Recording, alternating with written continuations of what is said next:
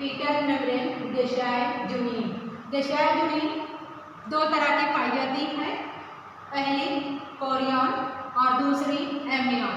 Korean ये outer layer होती है यानी यूट्राइन कैविटी की तरफ होती है और एमनियन इनर लेयर होती है यानी ये फीटस से करीब होती है।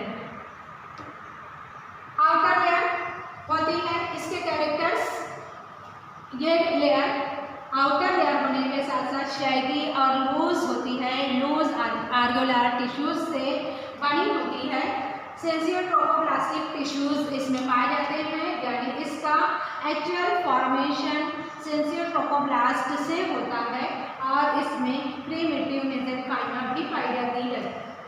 इसमें कोई भी ब्लड वेसल और नर्व नहीं पाई जाती। ये हम पिछले लेक्चर में देख चुके हैं कोरियन। अब हमारी जो दूसरी लेयर है एमनियन, आज हम इसे डिस्कस करेंगे। एमनियन इनर लेयर है यानी फीटल सरफेस से करीब लेयर है। इसके कांटेक्ट में एमनियोटिक फ्लूइड रहता है। इस लेयर के कैरेक्टर्स जो होते हैं ये दिखने में शाइनिंग होती है, छूने पर स्मूथ होती है, लेकिन ओपैक होती है यानी इसके अंदर क्या है ये दिखाई नहीं देता, ट्रांसपेरेंट नहीं रहती, ओपैक होती है और टफ होती है यानी जल्दी टियर अप नहीं होती। और इसकी थिकनेस नियर अबाउट 0.2 से 0.5 mm होती है। एमनियन मजीद 5 लेयर्स में डिवाइड होती है और हर लेयर की अपनी अपनी एक कैरेक्टर्स होती है। तो एमनियन मेजरली 5 लेयर्स को मिलकर बनती है। तो अंदर से बाहर से अंदर की तरफ लेयर्स के नाम भी तरतीब इस तरह है। पहली लेयर क्यूबॉइडल मेम्ब्रेन है, क्यूबॉइडल मेम्ब्रेन जो कि आउटर मोस्ट है लेयर है। दूसरी उसके बाद बेसमेंट मेम्ब्रेन है जिसमें ब्लड वेसल्स पाए जाते हैं। तीसरी कॉम्पैक्ट लेयर है जिसमें रेटिकुलर स्ट्रक्चर्स पाए जाते हैं और चौथी फाइब्रोब्लास्टिक मेम्ब्रेन है जो कि नॉन सिलिएटेड होती है। और आखिरी सबसे अंदरूनी लेयर स्पंजी लेयर होती है जो कि इनर मोस्ट लेयर होती है। इनर मोस्ट लेयर में ही लिम्फेटिक ड्रेनेज पाया जाता है। तो एमनियन बेसिकली 5 लेयर्स को मिलकर बनती है, इसलिए उसकी थिकनेस 0.2 से 0.5 mm तक होती है और इसीलिए ये मेम्ब्रेन ट्रांसपेरेंट भी नहीं होती, ओपैक होती है और इसके कांटेक्ट में एमनियोटिक फ्लूइड होता है। अब इन मेम्ब्रेन का फंक्शन क्या है? तो इस मेम्ब्रेन का फंक्शन ये है, सबसे पहला फंक्शन कि ये लाइकर एमनी को बनाती है, लाइकर एमनी प्रोड्यूस करती है। लाइकर एमनी क्या है? जिसे हम एमनियोटिक फ्लूइड कहते हैं, यही लाइकर एमनी है। लाइकर एमनी को प्रोड्यूस करती है, बनाती है, फॉर्मेशन करती है और असेंडिंग इन्फेक्शन से फीटस को बचाती है, प्रिवेंट करती है और लेबर के वक्त यानी डिलीवरी के वक्त सर्विक्स को डायलेट करने में मदद करती है और मेटाबॉलिज्म में मदद करती है। मेटाबॉलिज्म के लिए हार्मोन्स और एंजाइम्स प्रोड्यूस करती है। इसके अलावा प्रोस्टाग्लैंडिन E2 और प्रोस्टाग्लैंडिन F2 अल्फा को सीक्रेट करती है। और एमनियोटिक मेम्ब्रेन से ही एमनियोटिक कैविटी का फॉर्मेशन होता है यानी जब एमनियोटिक कैविटी अपने आप को एक सिरे से शुरू करके उसी सिरे पर आकर ख़त्म हो जाती है, फ्यूज़ हो जाती है, तो एमनियोटिक कैविटी का फॉर्मेशन होता है, एमनियोटिक कैविटी बनती है और एमनियोटिक कैविटी में ही एमनियोटिक फ्लूइड पाया जाता है। तो एमनियोटिक कैविटी क्या है? तो एमनियोटिक कैविटी एम्ब्रियोनिक डिस्क के डॉर्सल सरफेस पर पाई जाती है। एमनियोटिक डिस्क के डॉर्सल सरफेस पर रहती है और इसमें हेड, टेल और लेटरल फोल्ड्स बनने के बाद ये फीटस के अतराफ आ जाती है यानी जब तक फीटस को हेड, टेल और लेटरल फोल्ड बनते हैं, उसके बाद ये एमनियोटिक की कैविटी फीटस के अतराफ आ जाती है, यानी फीटस को सब तरफ से घेर लेती है। इसकी 2 मार्जिन होती है और दोनों मार्जिन बॉडी स्टैक पर ये दोनों मार्जिन जो है अलग होती हैं। बॉडी स्टैक के अलावा फीटस को हर तरफ से लाइकर एमनी घेरे रहता है, यानी लाइकर पाया जाता है। लाइकर एमनी जो कि फ्लूइड है, एमनियोटिक फ्लूइड, वो पाया जाता है और एमनियोटिक फ्लूइड में फीटस होता है, इसलिए फीटस फ्लोटिंग करता है।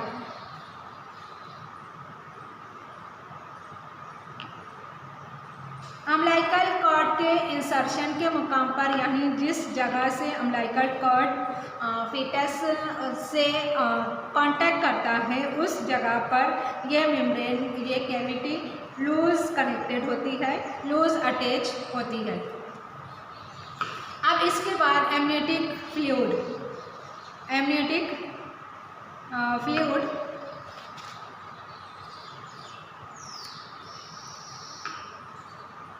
एमनियोटिक फ्लूइड कहाँ से बनता है, इसका एग्जैक्ट ओरिजिन, एग्जैक्ट जगह नहीं मालूम है कि कहाँ से एमनियोटिक फ्लूइड बनता है, लेकिन इसका ओरिजिन जो होता है दोनों, यानी मैटरनल और फीटल दोनों ओरिजिन होते हैं, यानी फीटस भी कुछ ना कुछ फ्लूइड सिक्रेट करता है और मैटरनल सिक्रीशंस भी होते हैं। तो एमनियोटिक फ्लूइड के सर्कुलेशन जो होते हैं, ये सर्कुलेशन 3 घंटे में कम्प्लीटली ये अपना सर्कुलेशन कंप्लीट कर लेते हैं, यानी इसे मालूम करने के लिए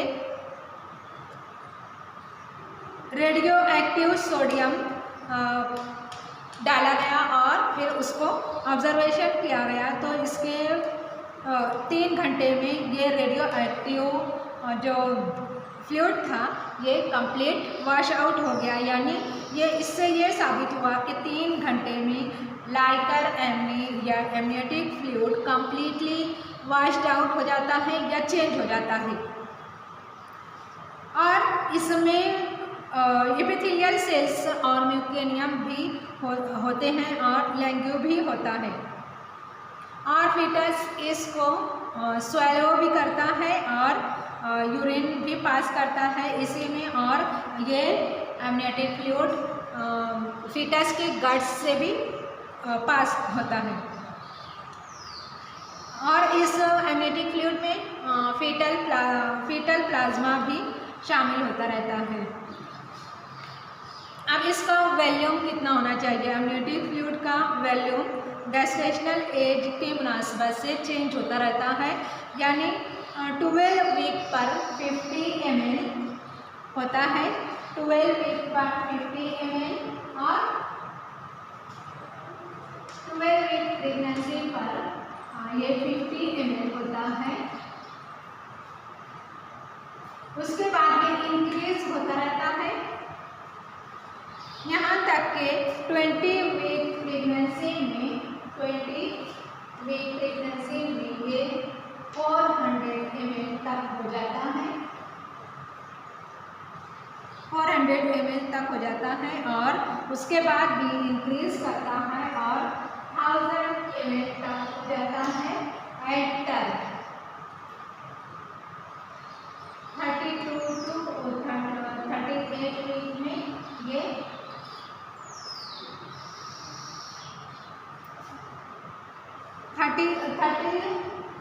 36 to 38 वीक में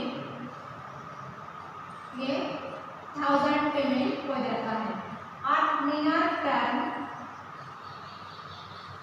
पर जैसे प्रेगनेंसी लेबर से जैसे पहले ये 600 ml तक होता है, 600 to 800 ml तक लेबर के टाइम या डिलीवरी के टाइम पाया जाता है। और पोस्ट टर्म होने पर, पोस्ट टर्म यानी 42 वीक में ये मज़ीद कम हो जाता है, यानी एक वक्त के बाद 42 to 43 वीक में ये 200 ml तक हो जाता है। एमनियोटिक फ्लूइड जब प्रोड्यूस होना शुरू होता है, जब इसका फॉर्मेशन शुरू होता है, तो 12 वीक में 50 ml और 20 वीक में 400 ml और 36 to 38 वीक में 1000 ml और टर्म पर 600 to 800 ml और लेबर पर 800 ml और पोस्ट टर्म में 42 to 43 वीक पर 200 ml तक पाया जाता है।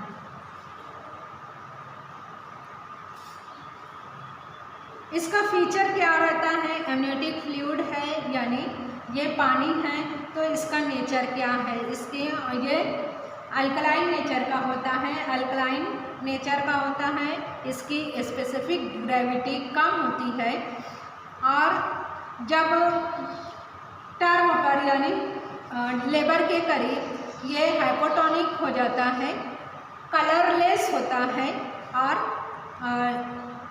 नियर अबाउट कलरलेस ही रहता है, खुसूसन अर्ली प्रेगनेंसी में कलरलेस रहता है और नियर टर्म पेल स्ट्रॉबेरी कलर का हो सकता है और टर्बिड कलर का भी अगर है तो भी ये नॉर्मल होता है।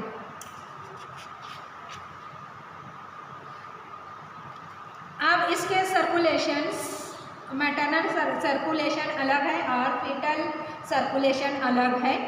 ये मैटरनल सर्कुलेशन एमनियोटिक एपिथेलियम से और प्लासेंटा से एमनियोटिक फ्लूइड का फॉर्मेशन होता है, जबकि फीटल सर्कुलेशन फीटस से भी इसका सर्कुलेशन होता है, तो फीटस की स्किन और यूरिन से भी एमनियोटिक फ्लूइड का सिक्रेशन होता है। इस तरह इसका सर्कुलेशन चलता है। Abnormal colours of amniotic fluid, ये हमें बहुत सारी कंडीशंस को इंडिकेट कराते हैं, यानी abnormal colour of amniotic fluid हम जैसे ही देखें तो बहुत सारे फीटल कॉम्प्लिकेशंस और मैटरनल कॉम्प्लिकेशंस को इंडिकेट कराते हैं। जैसे म्यूकेनियम स्टेन, अगर green colour greenish amniotic fluid पाया जाता है तो ये म्यूकेनियम स्टेन होता है। म्यूकेनियम स्टेन है मतलब ये कि फीटस डिस्ट्रेस में जाकर म्यूकेनियम एक्सक्रीट कर चुका है, यानी फीटल डिस्ट्रेस पाया जा सकता है। और अगर इसका कलर गोल्डन कलर हो तो ये एक्सेस हेमोलाइसिस को और RH इनकॉम्पिटेबिलिटी को जाहिर करता है। और अगर इसका कलर सैफरॉन यानी सैफरॉन कलर हो, यानी ऑरेंज कलर हो या ग्रीनिश येलोइश कलर हो, तो ये पोस्ट मैच्योरिटी यानी गेस्टेशनल पीरियड को यानी 42-43 वीक को इंडिकेट करता है, या फीटस के बहुत ज़्यादा मैच्योर हो जाने को इंडिकेट कराता है। और डार्क कलर हो यानी डार्क ब्राउन कलर हो तो ये IUD इंट्रायूट्राइन फीटल डेथ को इंडिकेट कराता है। और डार्क कलर हो, ब्राउनिश ना हो लेकिन डार्क हो, ब्लैकिश हो, तो ये कंसील्ड हेमरेज को इंडिकेट कराता है। तो कंसील्ड हेमरेज मैटरनल कॉम्प्लिकेशन को इंडिकेट कराता है। तो ये फीटल एंड मैटरनल दोनों के कॉम्प्लिकेशंस को और क्लिनिकल सिग्निफिकेंस को जाहिर करता है। इसके कंपोजिशंस, इसमें क्या क्या होता है, एमनियोटिक फ्लूइड में क्या क्या पाया जाता है, तो एमनियोटिक फ्लूइड में 98 to 99% वाटर होता है और 1 to 2% सॉलिड अज्जा होते हैं, सॉलिड कंपोजिशंस होता है।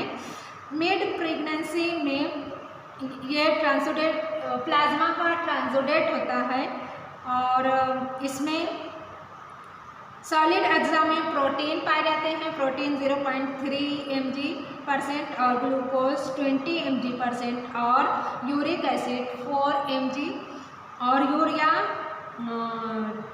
3 mg और क्रिएटिनिन 2 mg और लिपिड्स 50 mg पाए जाते हैं।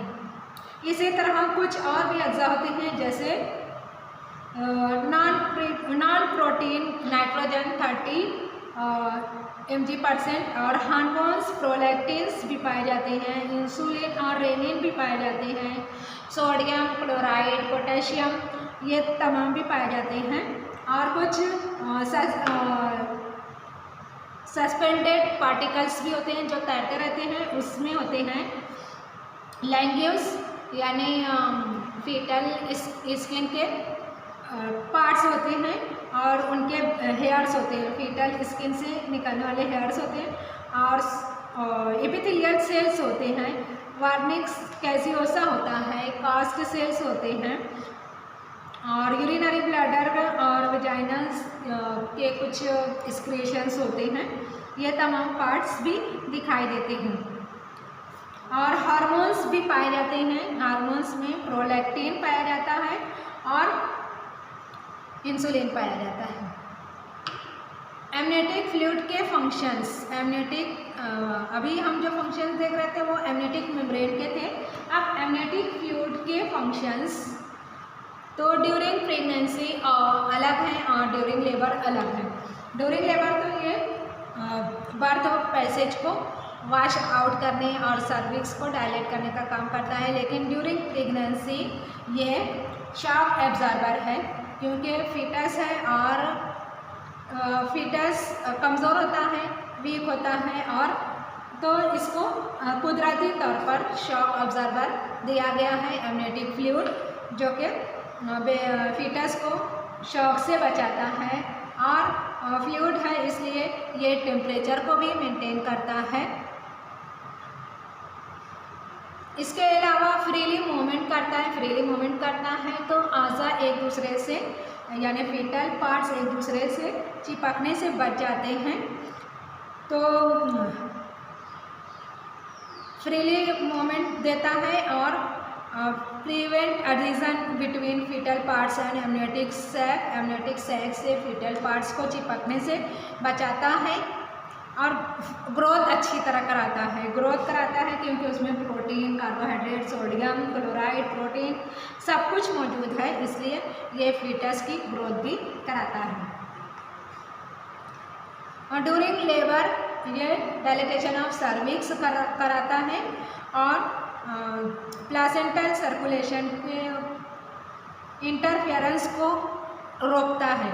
उसके अलावा अम्बिलिकल कॉर्ड को कंप्रेस होने से बचाता है, अम्बिलिकल कॉर्ड के प्रेस होने से बचाता है और बर्थ कैनाल को वॉश आउट करता है।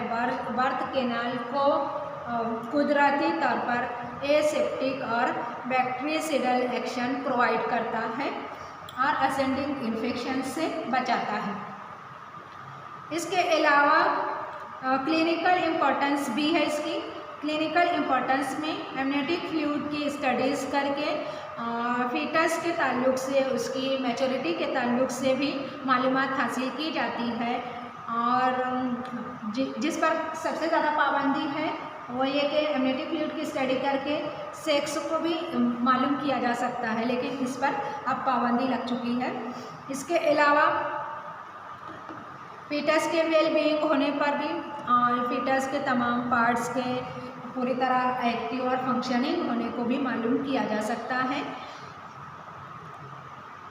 इसके लाइकर एमनी के ज़्यादा होने और कम होने पर भी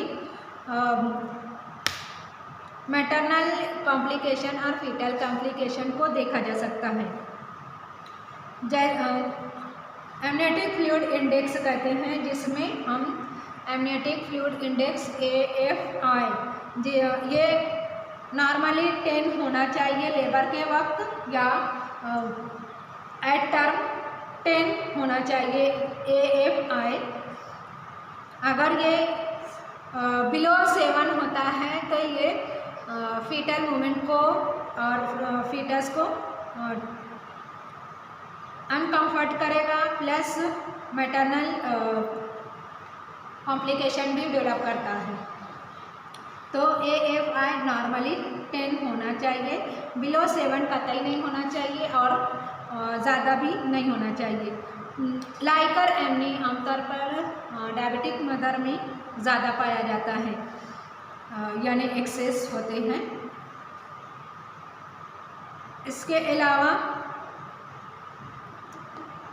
जब लेबर शुरू ना हो या बहुत ज़्यादा क्वांटिटी में अगर लाइकर एमनी ज़्यादा होता है या बहुत ज़्यादा कम होता है, दोनों सूत्रों में ये लेबर को डिलेट करता है, या अगर एक्सेस है तो भी डिलेट करेगा और कम है तो भी डिले करता है। तो लेबर को अपने सही वक्त पर होने के लिए AF इंडेक्स मेंटेन होना चाहिए।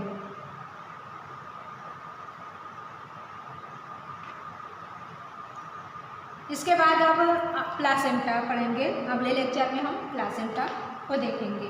यहाँ पर हमारा amnion, foetal membrane, amniotic fluid और एमनियोटिक कैविटी कंप्लीट हुआ।